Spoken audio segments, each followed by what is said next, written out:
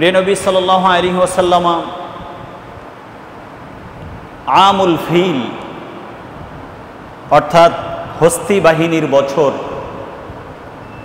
এখন থেকে ১৫০০ বছর পূর্বে ১৫০০ প্লাস আরব দেশে পবিত্র কাবা শরীফকে কেন্দ্র করে মক্কা মুকাররমায় ঘটে যায় ঐতিহাসিক একটি মহান ঘটনা। এবং আল্লাহর ঘরের প্রেমিক যারা, কাবাগরের প্রেমিক যারা, আল্লাহ প্রিয় নবী সাল্লাল্লাহু আলাইহি ওয়াসাল্লামের ওসিলায় তাদেরকে মহান বিজয় দান করেন।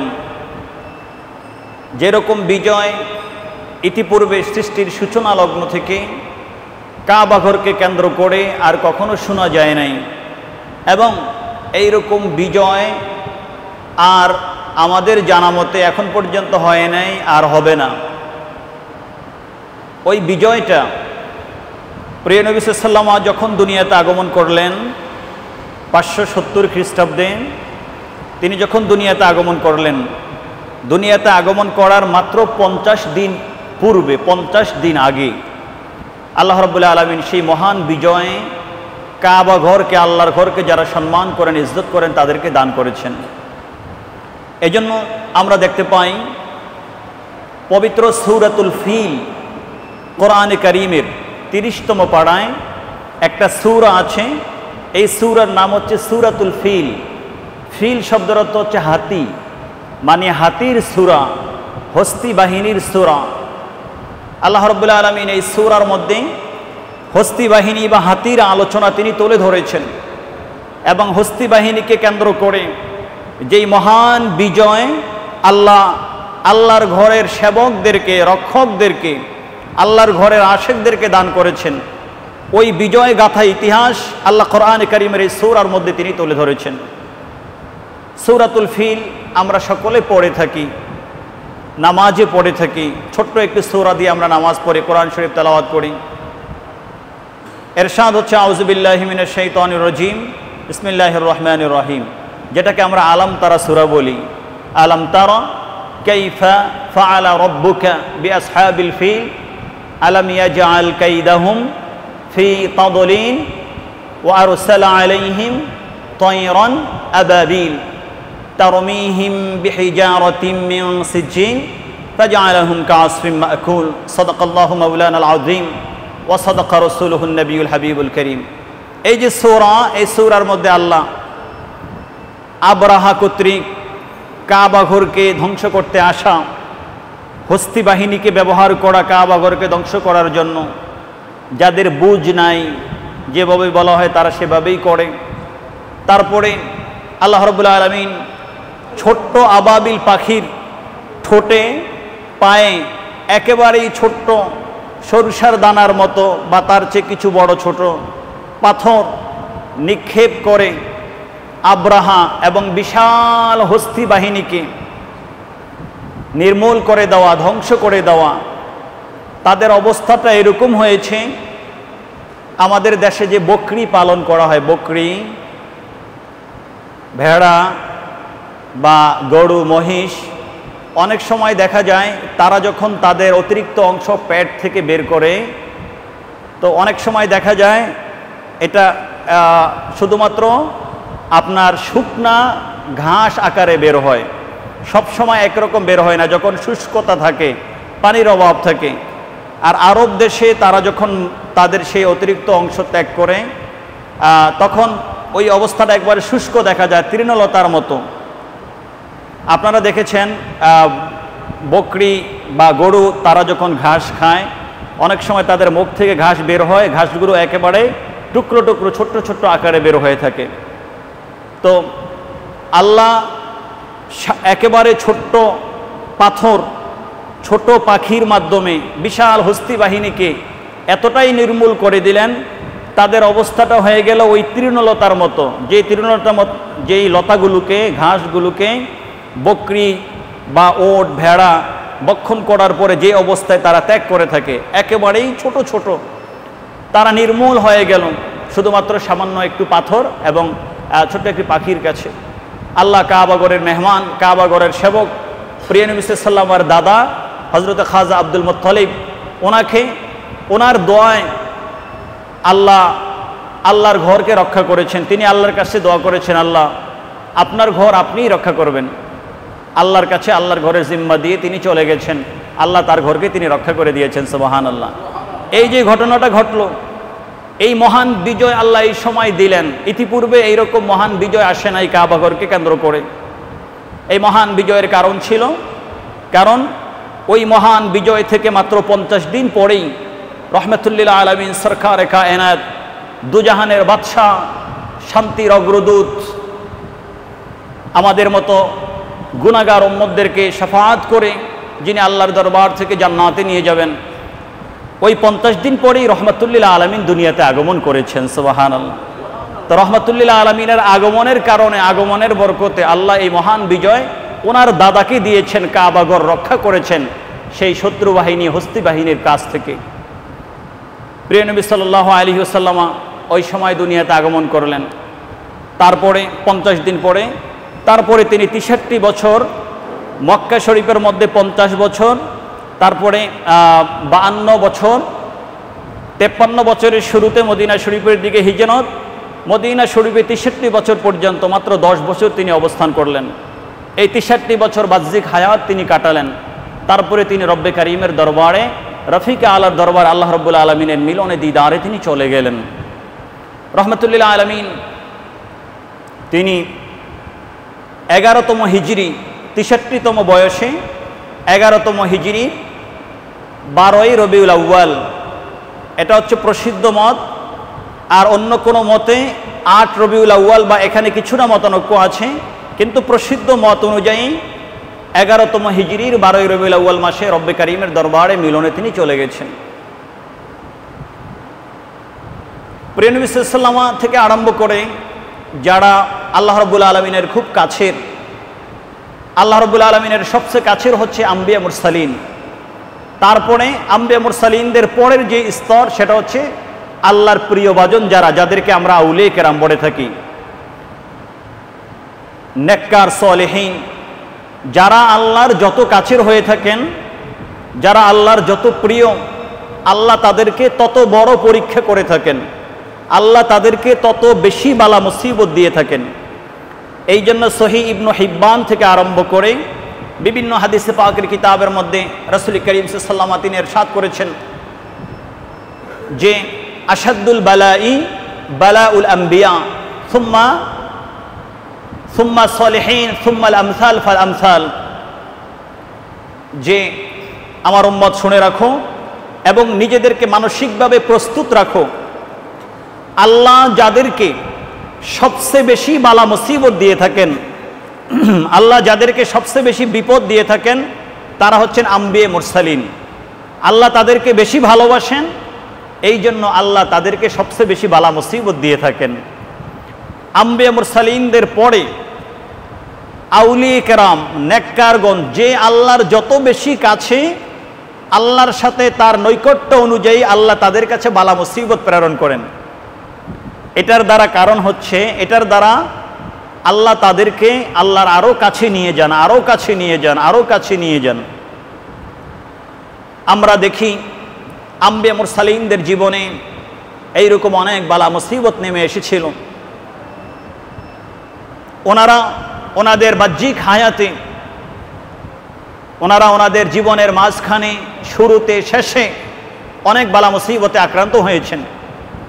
এমনকি এমন বালা মুসিবত, কষ্টের মধ্যে ওনারা ছিলেন, কোন কোন নবীর ক্ষেত্রে দেখা গিয়েছে ওই মহান কষ্টকে সামনে নিয়ে, সেই ব্যথায় বেদনায় তিনি আল্লাহ রাব্বুল আলামিনের মিলনে চলে গিয়েছেন। ইন্তেকালের পূর্ব পর্যন্ত ওই বেদনা, ওই ব্যথা ওনার শরীরে কাজ করেছে, সেই রোগ কাজ করেছে, আল্লাহর পক্ষ থেকে পরীক্ষা ছিল। আপনারা জানেন হযরত সাইয়্যিদুনা আইয়ুব আলাইহিস সালাম, তিনি 18 বছর মারাত্মক রোগে আক্রান্ত হয়েছিলেন। কোরআনে কারিমে আল্লাহ রাব্বুল আলামিন তেলাওয়াত করেছেন, সে আলোচনা করেছেন। শেষ পর্যন্ত 18 বছরের মাথায় তিনি বলেছেন, রব্বি আন্নী মাসানিয়া দুররু ওয়া আনতা আরহামুর রাহিমিন। তবে আম্বিয়া মুরসালিনদের বালা মুসিবত কোরআনে কারিমে কত আলোচনা হয়েছে। ঠিক প্রিয় নবী সাল্লাল্লাহু আলাইহি ওয়াসাল্লামের ক্ষেত্রেও কিন্তু ভিন্নটা হয়নি। প্রিয় নবী সাল্লাল্লাহু আলাইহি ওয়াসাল্লাম দুনিয়াতে আগমন করার পরে মক্কার জীবনে তিনি বিশাল একটা জীবন এখানে কাটিয়েছেন সময়। এই মক্কার জীবনে তিনি অত্যাচারিত হয়েছেন, অত্যাচার করা হয়েছে। মদিনা মুনাওয়ারার 10 বছরের জীবনে 6ষ্ঠ হিজরির শেষে এবং 7ম হিজরির শুরুতে আরবি গণনা অনুযায়ী মদিনা শরীফের জীবন হচ্ছে 10 বছরের। মদিনা শরীফের জীবনের 6ষ্ঠ হিজরির শুরুতে, 6ষ্ঠ হিজরির শেষে এবং 7ম হিজরির শুরুতে যেই দ্বন্দ্বটি, যেই কলহ দ্বন্দ্ব যুদ্ধ লেগে যায় ওই সময়ের ইহুদিদের সাথে, যারা ছিল খায়বার নামক জায়গার ইহুদি, তারা মুসলমানদের সাথে এখন পর্যন্ত যেরকম করছে মুসলমানদের সাথে, সারা পৃথিবীর মুসলমান, ফিলিস্তিন বলেন, গাজা বলেন, বিভিন্ন জায়গার মুসলমানদের সবচেয়ে বড় শত্রু আগেও ছিল ইহুদি, এখনও আছে ইহুদি। কিয়ামত পর্যন্ত কোরআনে কারীমের ঘোষণা, মুসলমানদের সবচেয়ে বড় শত্রু ইহুদিরা থাকবে। এরা সবচেয়ে বড় ক্ষতি করবে মুসলমানদের, এরা চেষ্টা করবে। কখনো বুকে ছুরি দিবে, কখনো গোপনে পিঠে ছুরি দিবে, কিন্তু কখনো তারা শত্রুতাকে ছাড়বে না। প্রিয় নবী সাল্লাল্লাহু আলাইহি ওয়াসাল্লামকে দুনিয়া থেকে শেষ করে দেওয়ার জন্য মক্কা মুআজ্জামায় পায়তারা হয়েছিল। মক্কা মুআজ্জামায় সিদ্ধান্ত হয়েছিল দারুন নাদওয়ার বৈঠকে।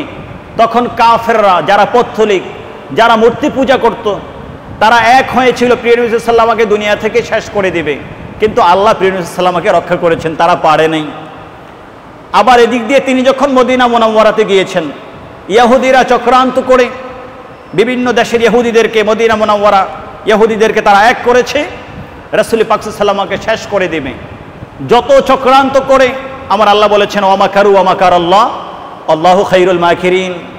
তারা ইসলামকে নিয়ে, আল্লাহকে নিয়ে, আল্লাহর হাবিবকে দুনিয়া থেকে শহীদ করে দেওয়ার জন্য, কোরআনকে নিয়ে, বিভিন্ন ভালো কাজগুলোকে নিয়ে তারা চক্রান্ত করে, তারা শেষ করে দিতে চায়। তারা মনে করে তাদের ফুৎকারে, তাদের অস্ত্রের ভয়ে, তাদের শক্তি দেখিয়ে এই সুমহান ইসলামের আদর্শকে শেষ করে দিতে পারবে, নবী মুস্তাফা সাল্লাল্লাহু আলাইহি ওয়াসাল্লামকে শেষ করে দিতে পারবে। আল্লাহ বলেন ইউরিদুনা লিইউতফিউ নূরাল্লাহি বিআফওয়াহিহিম। তারা চায় তাদের সামান্য এই ফুৎকারের মাধ্যমে তারা ইসলামের নূরকে, এই দ্বীনকে, এই শক্তিকে তারা দুনিয়া থেকে বিদায় করে দিবে, কিন্তু আল্লাহ এটা হতে দিবেন না। অমাকারু অমাকারাল্লাহ আল্লাহু খায়রুল মাকিরিন। তারা চক্রান্ত করে, কখনো চক্রান্ত প্রকাশ্যে, কখনো তাদের ষড়যন্ত্র হচ্ছে গোপনে। আর আল্লাহ বলছেন আল্লাহু খায়রুল মাকিরিন, আল্লাহ সব সময় তাদের প্রকাশ্য চক্রান্তকে নৎসাৎ করে দিয়েছেন, ধ্বংস করে দিয়েছেন। এবং তারা গোপনে যে চক্রান্ত করে, তারা মনে করে কেউ জানে না, কিন্তু আল্লাহ তো জানেন। আল্লাহ তাদের গোপন চক্রান্তগুলিও আল্লাহ ধ্বংস করে দেন, সুবহানাল্লাহ। এজন্য আজ পর্যন্ত ১৫০০ বছর হয়ে গেছে, পুরা পৃথিবী ইসলাম বিদ্বেষী শক্তি ইসলামকে শেষ করে দেওয়ার জন্য তারা কত না চক্রান্ত করেছে। এমন কোনো চক্রান্ত বাদ দেয় নাই, এমন কোনো শক্তি নাই যে শক্তিকে তারা ব্যবহার করে নাই আল্লাহর হাবিবকে শানকে খাটো করার জন্য, কোরআনকে অপমানিত করার জন্য, ইসলামের শক্তিকে শেষ করে দেওয়ার জন্য। আল্লাহ রাব্বুল আলামিনের ব্যাপারে কত ধরনের মন্তব্য তারা করেছে, কিন্তু ১৫০০ বছরে সব শক্তি একসাথে হয়েও তারা কি ইসলামকে শেষ করে দিতে পেরেছে? পারে নাই। কিয়ামত পর্যন্ত কি পারবে? পারে নাই। মুসলমানদের উপরে যা আসছে, মুসলমানরা এটাকে হাদিয়া হিসাবে, তোহফা, পুরস্কার হিসাবে গ্রহণ করছে। কারণ মুসলমানদের উপরে যত বিপদ আসে, এটা মুসলমানদেরকে শেষ করে দেওয়ার জন্য না। মুসলমানদেরকে আল্লাহ বিপদ দান করেন, তারা মনে করে শেষ করে দিচ্ছি। মুসলমান বিপদে পড়ে শহীদ হয়, আর তারা বিপদে পড়ে জাহান্নামে যায়। মুসলমান বিপদে পড়ে শহীদ হয়, তারা জান্নাতে যায়। তারা বিপদে পড়ে, তারা নিহত হয়, কাফের হয়ে কুফরি অবস্থায় ইন্তেকাল করে, তারা জাহান্নামে যায়।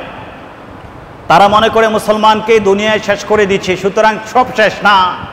মুসলমান তার জীবন দুনিয়াতে শেষ করেছে শাহাদাতের মাধ্যমে। অনেক বড় মর্যাদা নিয়ে তারা দুনিয়ার জীবন শেষ করেছে।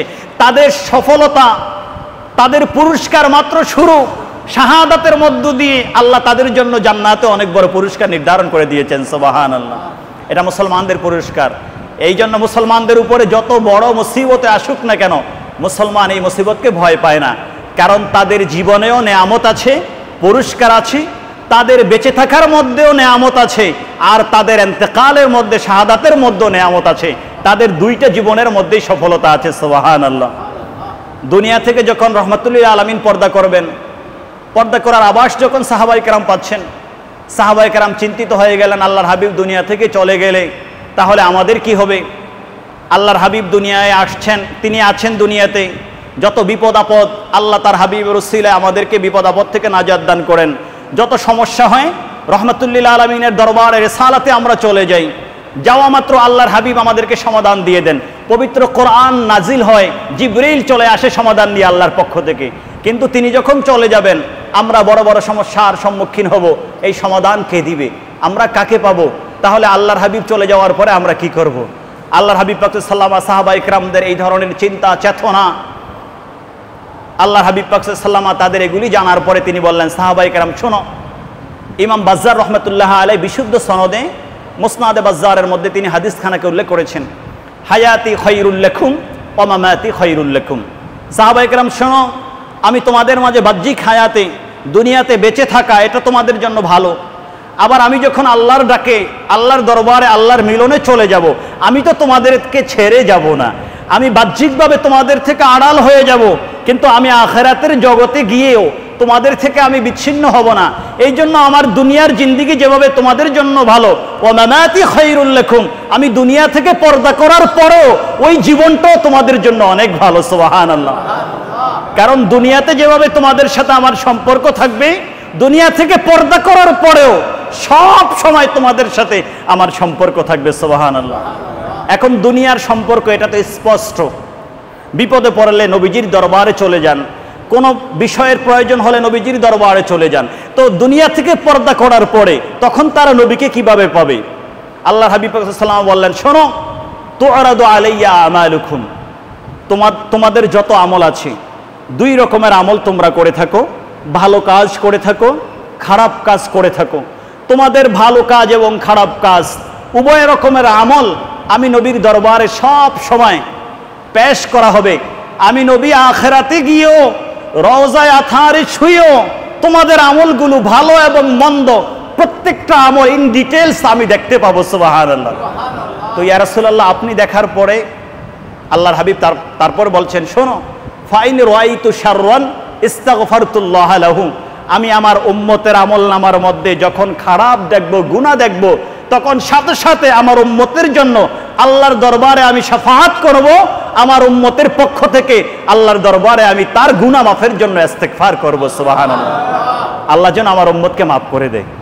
আর ওয়াইন রাআইতু খায়রান, আমি যদি তোমাদের আমলনামার মধ্যে ভালো দেখি, হামিদুল্লাহ আলাইহি, আমি আল্লাহর দরবারে শুকরিয়া আদায় করব, আল্লাহ আমার উম্মত ভালো কাজ করছে। সুবহানাল্লাহ। এজন্য নবী বাহ্যিক হায়াতে দুনিয়াতে থাকা এটাও উম্মতের জন্য ভালো। আবার বাহ্যিক হায়াত ত্যাগ করে অন্যান্য আম্বিয়া মুরসালিনদের মতো হাদিসে পাকের ঘোষণা, কোরআনের ঘোষণা অনুযায়ী, ওয়ালা তাকুলু লিমান ইউকতালু ফি সাবিলিল্লাহি আমওয়াত, যে যারা আল্লাহর রাস্তায় শহীদ হয়, আল্লাহর পথে যারা দুনিয়া থেকে পর্দা করে, সাবধান, তাদেরকে তোমরা মৃত বলো না।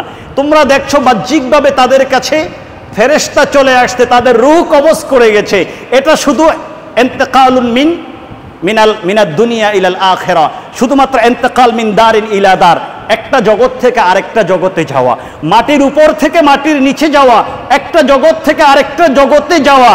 সাবধান, তাদেরকে তোমরা প্রকৃতভাবে মৃত বলো না, কারণ তারা আল্লাহর দরবারে জীবিত। ওয়ালাকিন লা তাশউরুন, তোমরা এটা উপলব্ধি করতে পারবা না, কারণ তোমাদেরকে সেই উপলব্ধির জ্ঞান আমি আল্লাহ দেই নাই। অথবা জ্ঞান আছে, কোরআন হাদিস রিসার্চ করা, অথবা আম্বিয়া মুরসালিনদের ব্যাপারে বিশুদ্ধ আকীদার অভাবে সেটার দিকে আমরা যাচ্ছি না। কেউ স্বীকার করছি, কেউ স্বীকার করছি না। এই জন্য আল্লাহর হাবিব হাদিসে পাকের মধ্যে বলেছেন, শোনো, আল আম্বিয়া ওয়াহিয়াউন ফি কুবুরিহিম। ইমাম বাইহাকি রহমতুল্লাহ আলাইহি হায়াতুল আম্বিয়া কিতাবের মধ্যে বিশুদ্ধ সনদে এবং অন্যান্য মুহাদ্দিসিনে কেরাম উল্লেখ করেছেন, আদম আলাইহিস সালাম থেকে আরম্ভ করে প্রিয় নবী সাল্লাল্লাহু আলাইহি ওয়াসাল্লাম পর্যন্ত সকল নবী রাসূলগণ তারা তাদের কবর শরীফে, তারা তাদের রওজা শরীফে দুনিয়াতে তারা যেমন জীবিত, কবর শরীফে, রওজা শরীফেও তারা তেমন জীবিত, বরং রওজা শরীফে, কবরে, আখেরাতে জীবিত থাকাটা এটা দুনিয়ার জীবিত থাকা থেকেও আরো অনেক শক্তি ওটার মধ্যে রয়েছে, আরো অনেক কুদরত রব্বে কারীমের পক্ষ থেকে রয়েছে, এবং সেখানে আরো অনেক বেশি নেয়ামত রয়েছে। সুবহানাল্লাহ।